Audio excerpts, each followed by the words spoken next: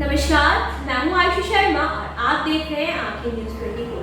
संसद का बजट सत्र आज शुरू हो गया है। उद्घाटन सत्र में दोनों सदनों की संयुक्त बैठक को संबोधित करते हुए राष्ट्रपति रामनाथ कोविंद ने सरकार की उपलब्धियां गिनाई। कल वित्त मंत्री निर्मला सीतारमण संसद में वर्ष 2022 और 23 का बजट पेश करेंगी। राष्ट्रपति रामनाथ कोविंद के अभिभाषण के साथ ही संसद का बजट सत्र आज से शुरू हो गया है। संसद के दोनों सदनों की संयुक्त बैठक को संबोधित करते हुए राष्ट्रपति ने कोरोना वायरस महामारी और आज़ादी के अमृत महोत्सव समेत कई मुद्दों पर अपने विचार रखे। उन्होंने कहा कि कोरोना के दौरान हमने भारत के लोगों की लोकतांत्रिक मूल्यों में आस्था, अनुशासन और कर्तव्य परायणता को और मजबूत होते देखा है। उन्होंने भारत के वैक्सीनेशन प्रोग्राम की सराहना की, साथ ही स्वतंत्रता सेनानियों को नमन किया।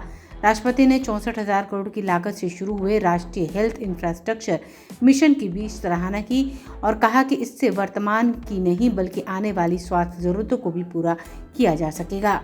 डिजिटल इंडिया और डिजिटल इकोनॉमी के बढ़ते प्रसार के संदर्भ में देश के यूपीआई प्लेटफॉर्म की सफलता के लिए सरकार के विजन की प्रशंसा करते हुए उन्होंने कहा कि दिसंबर 2021 में देश में 8 लाख करोड़ रुपए से ज्यादा का लेन देन यूपीआई के माध्यम से हुआ है। राष्ट्रपति ने महिला सशक्तिकरण पर बोलते हुए राष्ट्रपति ने कहा कि 2014 से अब तक महिला पुलिसकर्मियों की संख्या 2 गुनी हो गई। साथ ही सरकार ने महिलाओं की विवाह की उम्र 18 वर्ष से बढ़ाकर 21 वर्ष कर दी है। उन्होंने भारत को सबसे तेज बढ़ती हुई अर्थव्यवस्था बताया। राष्ट्रपति ने कहा कि भारत में सबसे सस्ता इंटरनेट और स्मार्टफोन मिलता है, जिससे युवाओं को आगे बढ़ने में सहूलियत हो रही है। माननीय सदस्यगण, कोरोना महामारी ने पूरी दुनिया को प्रभावित किया है और भारत में भी हमारे बहुत से अपनों को हमसे छीना है।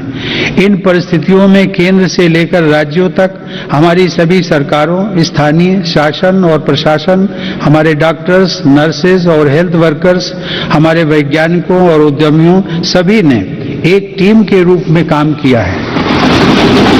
वहीं संसद सत्र में भाग लेने पहुंचे प्रधानमंत्री नरेंद्र मोदी ने पत्रकारों को संबोधित करते हुए कहा कि आज की वैश्विक स्थिति में भारत के लिए बहुत सारे अवसर हैं। यह सत्र देश की आर्थिक प्रगति, टीकाकरण कार्यक्रम, मेड इन इंडिया वैक्सीन के बारे में दुनिया में विश्वास जगाता है।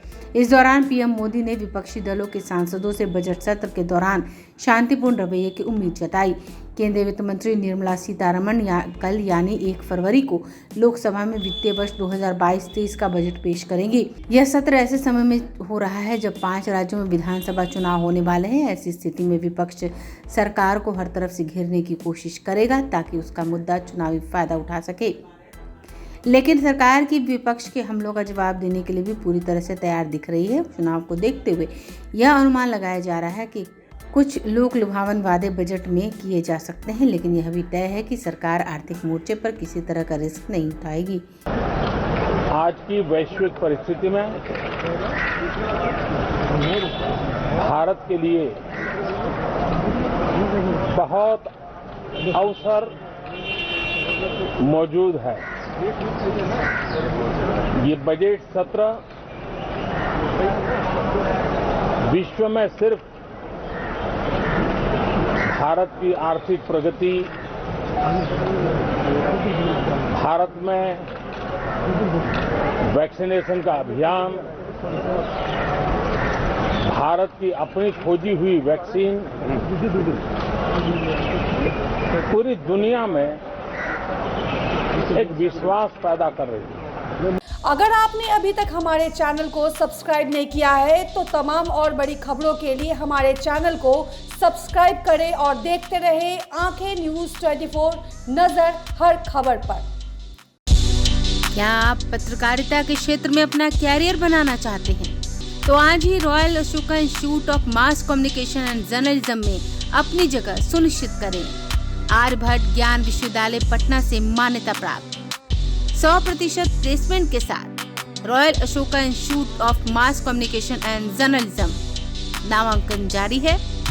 हमारा पता है DS/16 गायत्री मंदिर के समीप, कंकड़ बाग, पटना 8,20,000। आप हमें संपर्क भी कर सकते हैं। हमारा मोबाइल नंबर है 9955456126।